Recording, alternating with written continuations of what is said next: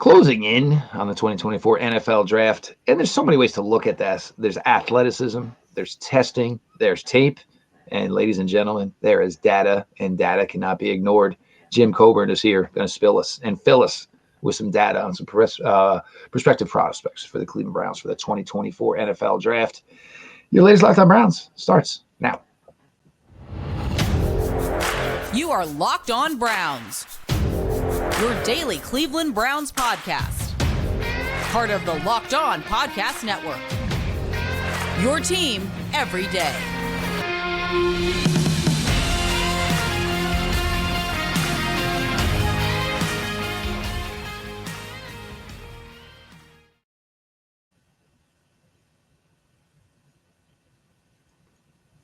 Welcome back, my friends, to the show that never ends, your daily delivery of all things Dog Pound LGB on the LOB, the Locked On Browns podcast, brought to you by the Locked On Podcast Network, your team every day. I am your host, Jeff Lloyd. We are joined by Jim Cobern, all pro football data on YouTube. I highly suggest you check it out.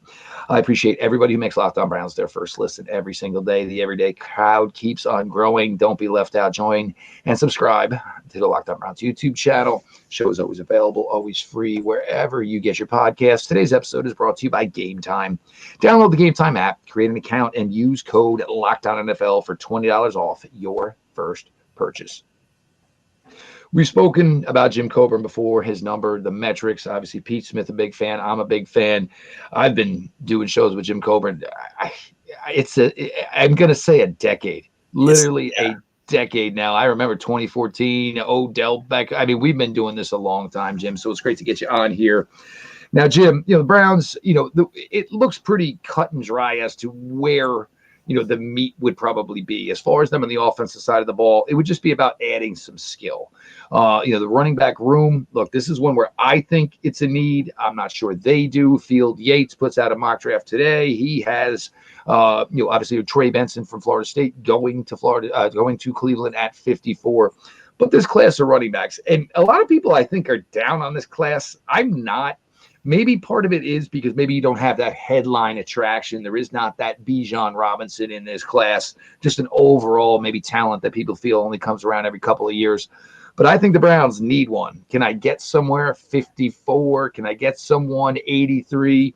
Because I think I need somebody who can contribute this year, but I think the Browns really need to start to look who's going to be that running back one, maybe 2025 and further on. Yeah, in terms of this running back class, it's based on data, so just giving an overall data grade on all the prospects, if you will. Think of it like a RAS grade, but with the production and the athleticism and where they played, the context of their production, all those kinds of things. There's two running backs that have 90-plus percentile grades in this class in terms of their overall data compared to other classes where we had, like, if you go back to like the Dalvin Cook draft, there was about 8 running backs in that class that had 90-plus percentile grades. So that's kind of what it is. But at the same time, where the Browns are drafting in this draft, all the backs for the most part are going to be there for them in this class. And I think this class has some great running backs, actually. They have some backs that easily could be long-term starters. There's not going to be that back that I think, ends up going to the Hall of Fame or stuff like that. But if you're just trying to find guys that become long-term starters to 64 starts in their career, maybe get a couple handful of Pro Bowls here and there definitely are a lot of backs that are like that in this class. All right, give me some names here, Jim, that kind of stand out. And you talk about this 90% threshold. And just before anybody gets into it, years ago, I remember sitting down talking with Jim and going, hey, this guy, Roquan Smith out of Georgia, he's kind of got like a Ray Lewis vibe to it. And guess what? Jim Coburn's numbers said, yeah, that kind of lines up. And guess what? Roquan Smith right now, one of the top inside linebackers in the NFL. But go ahead, Jim. Absolutely. So in terms of the overall data, I use a lot of things that are different from other people. I use market share data. So I'm looking at the percentage of the offense they made up in various statistics. So whether it's total offensive market share, which is the receiving plus their rushing yards for their team, or it's receiving market share, which is how much of the passing offense they made up, or touchdown market share. That's what all that stuff is. But the overall data grade takes into account all those scores and then gives it to that one. And the number one back in this class, out of all the backs, based on their data grade, as crazy as it sounds for a running back who ran 4.71 at the combine to be the top data back in this class, it's Audric Estime. And the reasons why: he had great all-around market share production. He was a 99 percentile age score prospect in terms of his overall age coming out in the draft. So there was a lot of backs that, when you look at his profile, you look at his explosiveness, which is another positive. He had 90 plus percentile in terms of explosiveness for his size. A lot of backs that tested like him that failed, so backs that were kind of like 90 plus percentile with like below average speed, they were all old. They were 24 years old or 23 years old when they came out. So you can't really just point to, well, they were slow, as to why they didn't make it out. Joyke Bell was like another back that was kind of like that, who also was older. So this is a back that was very productive against high quality competition at Notre Dame. And yeah, he's slow, but he also has a 90 plus percentile explosion score. And those types of backs, you have to think of it like a zone blocking running back. You don't need them to be 4.4, 4.3 to work in a zone blocking scheme. You just need them to be explosive in terms of their cuts and make great decisions with the football. And those are things that Audric Estime showed on film, was that ability to, great footwork, great explosiveness in the hole, great decisions in terms of what he was doing. And I think if he goes to that type of team, even though he may be slower, I know he went to the pro day and ran a little faster, some people have him at 4.5, people have him at 4.6, but he still has that great all-around profile because of his athleticism, because of his age, and because of those other sort of thresholds for him. And, well, if anybody here from Locked On Browns knows, in the everyday crowd knows, this is nothing that surprises me. I am big on Audric Estime. And even still, if you don't want to give him a big role as a rookie, guess what? You're going to need somebody late third quarter, fourth quarter, bigger back, and say, hey, look, you're going to need to go 8 to 10 carries. They all need to be 4 yards plus. This is something that Audric Estime can do. The other thing is, we get the news yesterday, Troy Franklin is in Cleveland. Okay, that's fantastic. Troy Franklin runs a 4.41. That's fantastic. 10-yard split. Audric Estime was better. Vertical, Franklin beat him by an inch. Broad jump, Estime beat him. So it's not just necessarily about a 40 time. And the other thing is, once a guy 230 pounds gets moving, it doesn't matter if it's a 4.7, a 4.6, or a 4.5, or a 4.4. Good luck, because most of the time you're hanging on. And in the NFL, guess what? You're either A, taking a ride, or you're getting thrown off. Not every running back, in my opinion, fits for the Browns at 54. And I'm not sure. Like I said, you had Field Yates put a running back to them.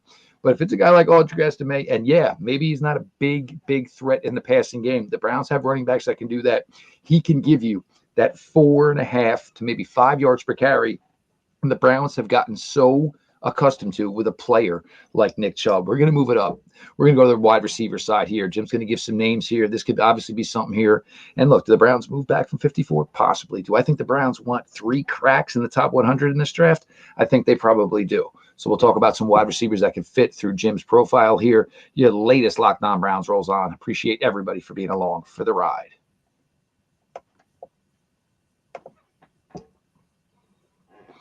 Look, everybody, the excitement. Did you try to go to opening day? You always got to try to go last minute. Yeah, you know what? I got the day off, and maybe you didn't get the ticket you were promised. Maybe the view isn't what you were promised. Game day is now an authorized ticket marketplace for Major League Baseball, which makes getting tickets even faster and easier. Prices on the Gametime app actually go down the closer it gets to first pitch. We've talked about them and the fact that you can get tickets after the event starts.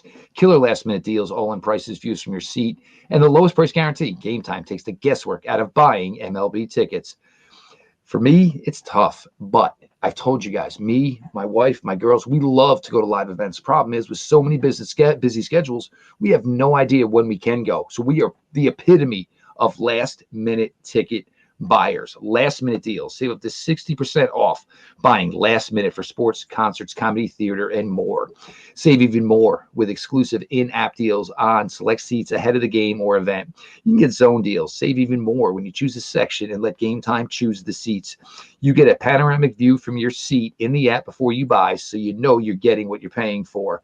Lowest price guarantee, or Gametime will credit you 110% of the difference. Your purchase is covered with most flexible customer service policy in the ticketing industry, and I've talked about this before. Take the guesswork out of buying tickets with Gametime. Download the Gametime app, create an account, and use code LOCKEDONNFL for $20 off your first purchase.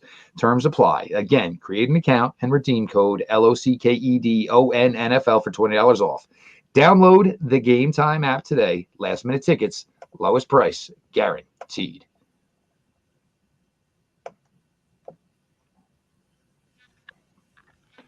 Continue on here, your latest Locked On Browns, your host, Jeff Lloyd. We are joined by All Pro Football Data's Jim Cobern, discussing some options here under Jim's lens, how Jim puts the numbers together that may fit the Cleveland Browns. I appreciate you all. Make Locked On Browns your first listen every day. If you are not part of the Locked On Browns everyday crowd, make a new plan stand, subscribe to Locked On Browns YouTube channel. Show is always available. It's always free wherever you get your podcasts.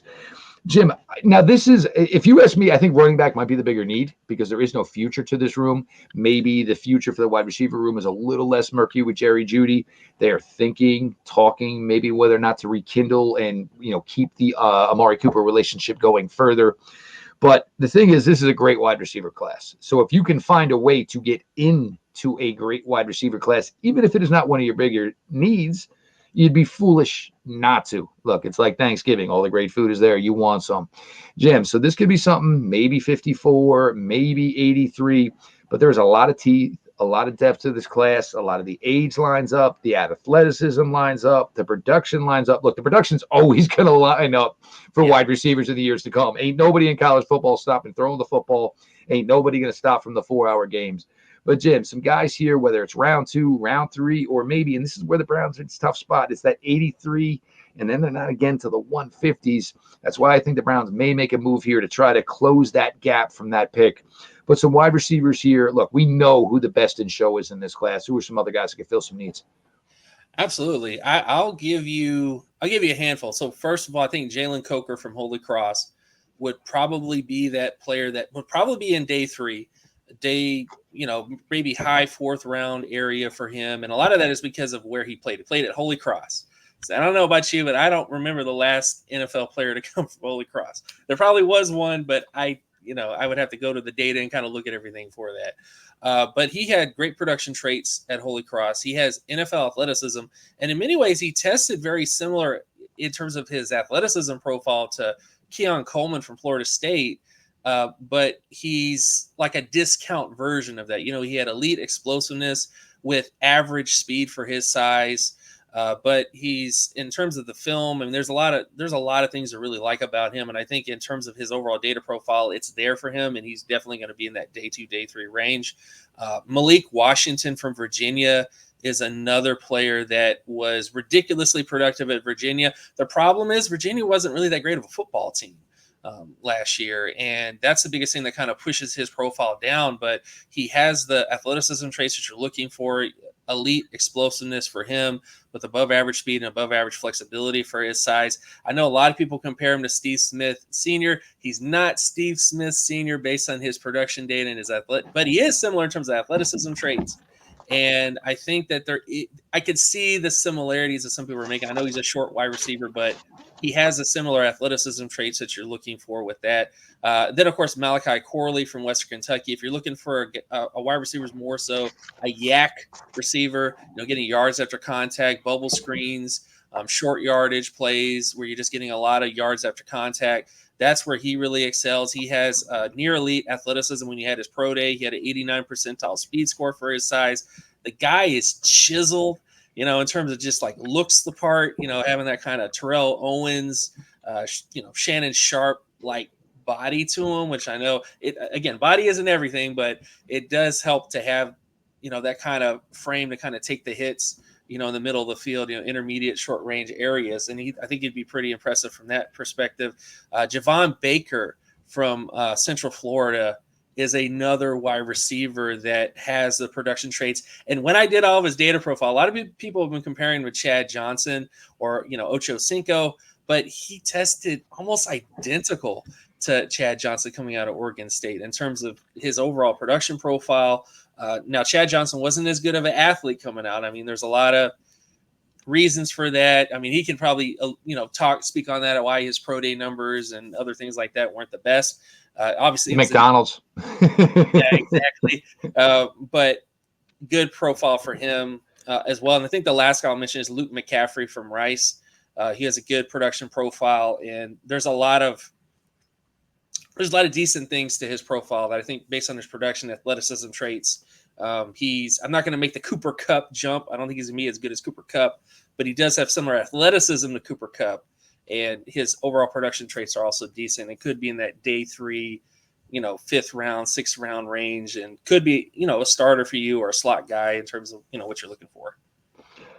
As of right now, the most famous Holy Cross Crusader, as far as anybody may be concerned, wide receiver Khalif Raymond. So everybody should know that name, obviously.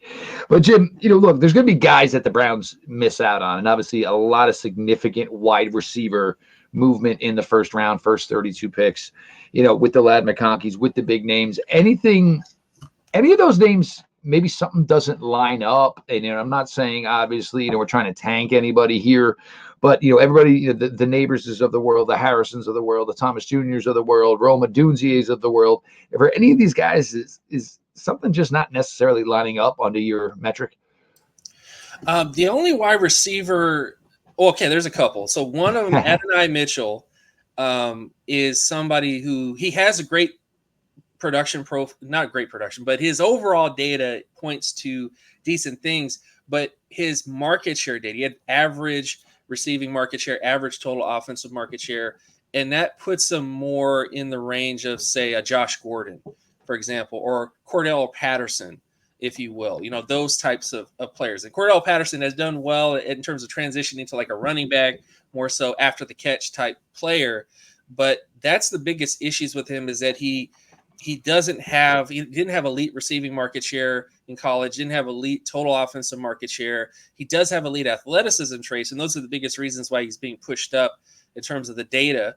But I just feel uneasy whenever there's a wide receiver that has average market share. I get the DK Metcalf heebie-jeebies a little bit, where you're like, okay, he is athletic. He does have these other sort of traits. He's not really there yet. So again, there is that potential for him to make that leap in terms of his development at the NFL level, but he's just not quite there yet. And then the other guy you mentioned, Lad McConkey. Lad McConkey, I think, in terms of his market share data, he was 36th percentile in terms of his receiving market share, 41 percentile in terms of total offensive market share, and then his touchdown market share was only 44 percentile. He did have great efficiency scores, though. He had a 83 percentile touchdowns per touch percentage. So even though he wasn't used a lot in terms of the overall offense at Georgia as a receiver, every time the ball got into his hands, he usually got a touchdown. Did test well as an athlete, but he would be more of like a Terry McLaurin-like outlier. When McLaurin came out from Ohio State, he wasn't that productive from a market share perspective. He wasn't the number 1 wide receiver or number 2 wide receiver at Ohio State. And that's kind of what Lad McConkey is you're kind of betting on maybe he wasn't used enough at Georgia, maybe because of how many 5-star, 4-star recruits they have there, and they're trying to spread the ball around and everybody gets to play, so to speak, that maybe there was political things that kind of held him down. But that's the only guy who's a little scary to me, is just because you're going to take a guy like him when you have lots of really productive wide receivers in this class from that kind of perspective. And then the last guy, which I have to mention, Xavier Legette from South Carolina, is that when you look at his production data, he did nothing for 4 years, and then finally had that final year where he kind of put everything together. And that's a little scary. Are you going to get the guy for 4 years? It took him 4 years to finally break out and have the type of season you would expect from a guy like that, because he tested phenomenally. I mean, he tested like a Julio Jones, like a Demaryius Thomas, rest in peace. He tested like those types of players from an athleticism standpoint, but production-wise, he's nowhere near those types of guys, especially in terms of consistently producing like that. So he's another guy that's a little scary from, there's some question marks there in terms of being a top prospect. Well, and even it's funny because you talk about a guy like McConkey, and then there were guys who were Mitchell who were, at Georgia, and McConkey just seemed the guy that you just, after all that time, was still there. But it's certainly a very interesting class. And look, it always comes down to fit. It always comes down to situation, quarterbacks, coaching, all of that. So we'll see the way this wide receiver class plays out. But it does have a chance to be one of the better wide receiver classes ever. We're going to pick Jim's brain a little bit on the tight end position. Everybody stick around. You're the latest Locked On Browns continues. The sports calendar is loaded, and FanDuel is making it even more exciting to get in on the action because right now, new customers get $200 in bonus bets with any winning $5 bet. That's $200 you can use to bet the tourney, the women's tourney, MLB, NBA, NHL, and so much more. Visit FanDuel.com/lockedon and make your first bet a big one. FanDuel, America's #1 sportsbook.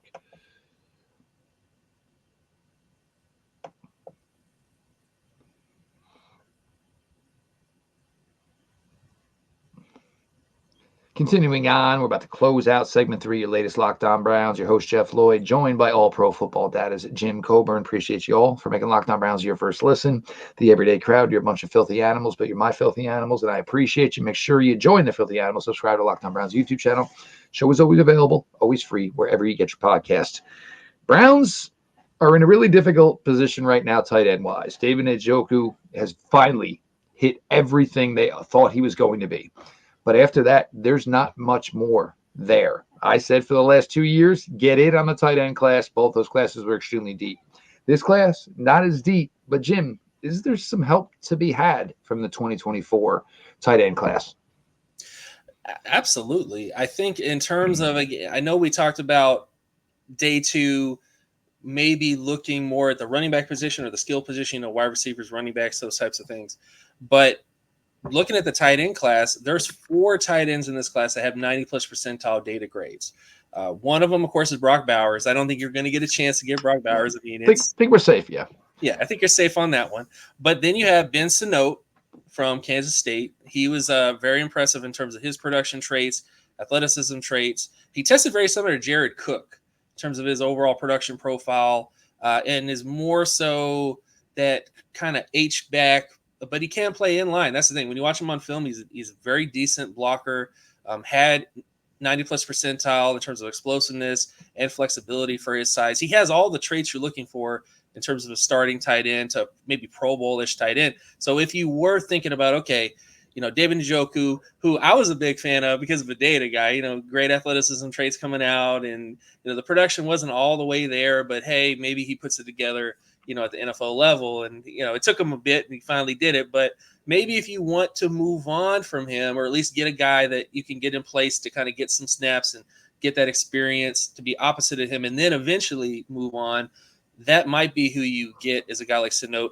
Another player, Jaheim Bell from Florida State, more so oversized tight end prospect, or I say oversized wide receiver. I call them pocket tight ends. You put them in your pocket. You can kind of hide them a little bit because they're a little smaller and they kind of get into that, short intermediate range kind of area for him. But he was very impressive in terms of his production traits. He had an 89 percentile touchdown score in terms of his ability to get touchdowns. And then, of course, he also had an 89 percentile speed score at the combine. So, again, he's very scheme specific. You have to specifically commit to this type of tight end because, yes, he's not necessarily, a 6'2", 241-pound tight end is not going to hold up against a 6'5" edge rusher on the outside 100%. I mean, they don't quite have the length. They don't have this. That's just what it is. So you have to specifically have an offense that makes a package for him to fit in that type of scheme. And I think if you do that, you're going to be able to get some money from it. But if you don't do that, then you're going to have those issues with that.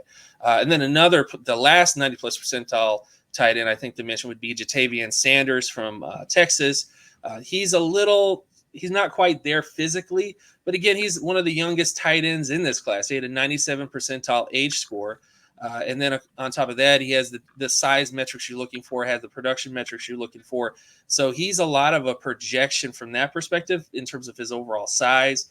But again, he's going to put on weight. When he goes to NFL locker room, weight room and starts to do that kind of stuff, he's going to put on weight. He's not there yet physically. He looks like a little young pup that hasn't grown into his paws, so to speak.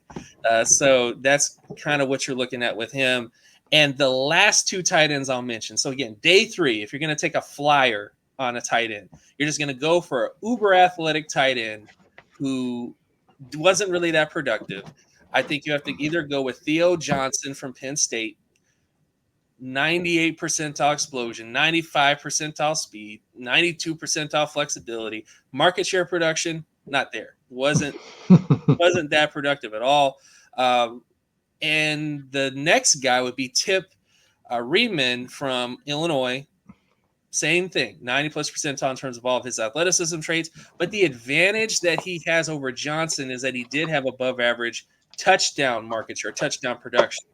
And when I went back and looked at everything, he was more similar to Jimmy Graham compared to Theo Johnson, because Jimmy Graham at Miami, despite the fact he wasn't really that productive at all at Miami in terms of his overall receptions and receiving and stuff like that, he was a touchdown guy. He was 76 percentile in terms of his touchdown production, had probably in the 90 percentile in terms of touchdowns per touch. So Jimmy Graham was that touchdown guy who, once he got to the NFL, they finally, at least with Sean Payton and that offense, kind of like unleashed everything else with him in terms of, what they were trying to look for there. And again, I'm not saying that Tip Riemann is the next Jimmy Graham, but he does have the traits from a production standpoint. He has the size. He's 6'5", 271 pounds, and he has great athleticism traits that if he goes to the right offense, it kind of puts it all together and just, whatever it is, Jeff, in terms of tight ends, when you look at Antonio Gates, and of course we go back to Jimmy Graham,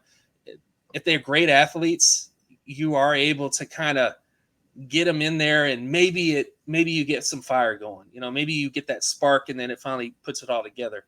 But again, as flyers, days 3, round 6, round 7, maybe round 5, if you're trying to go for a David Njoku type, athleticism, but needs time to develop, maybe you go with that guy if you're trying to replace what you had with him. Well, good news is if you're a veteran tight end in the NFL, you've probably got another year under your belt, because there's a lot of guys who need some work here. So there's going to be roster fillers who are veterans. Again, all pro football data, closing in on 3,000 subscribers on YouTube. Make sure you check it out. Jim's been doing this for a while, and I've had the pleasure of knowing Jim well over a decade now. And it just seems crazy to say that I've been in this game this long. Jim's been in this game this long. But hey, if we're going to put this much time into football, might as well find a way to, make some coin doing it as well. One of my favorites, one of my longest here. And if you like this, we're going to flip it up. Tomorrow we'll get you out. We're going to get you a defensive episode here. We'll talk about some of the position needs on the defensive side of the ball. So make sure you stick around for that. And Jim's rubbing his hands together. I think Jim is excited. Jim Cobern, make sure you're following on Twitter at Jim Metrics. Of course, I am your host, Jeff Floyd.